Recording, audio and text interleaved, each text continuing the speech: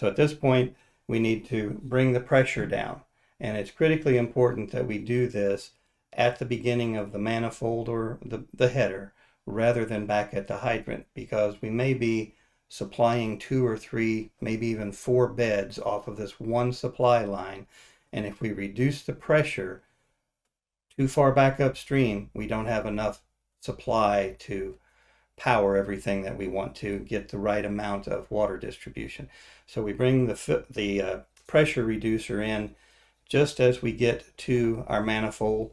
To attach it, again, we have a coupler. It will screw into the manifold, or screw into the pressure reducer, and then we slide the coupler onto our 3/4 inch manifold, and it is securely attached. We have no glue, no adhesive required here. Again, it's a compression type fitting intended as a permanent connection, and we've just transitioned. So we've gone from our filter to our supply line to our pressure reducer placed next to the bed that we're wanting to irrigate, hooked it on to the 3/4 inch supply line.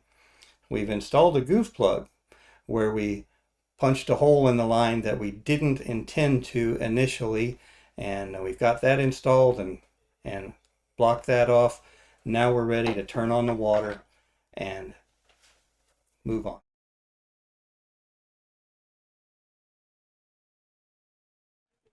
Again, we've gone through the major components. The last piece that we have to do before we can turn the system on and see if we've accomplished what we want to is to close off the emitter tape.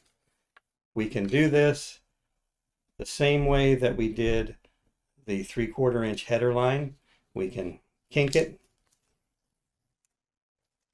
Typically, when we do it this way, we'll do a zigzag where we fold it over multiple times to make sure we have at least 2 places that it's kinked. We can wrap our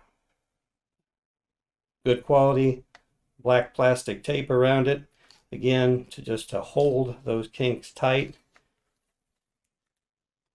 Wrap it a couple of times and then cut the tape off, and we've closed off the end of the drip tape.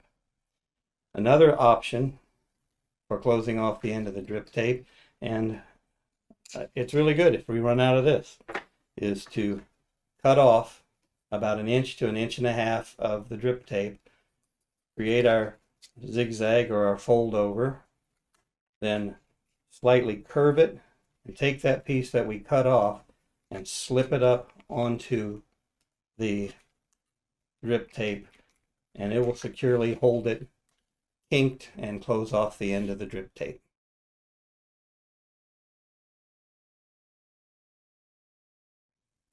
So, one thing that I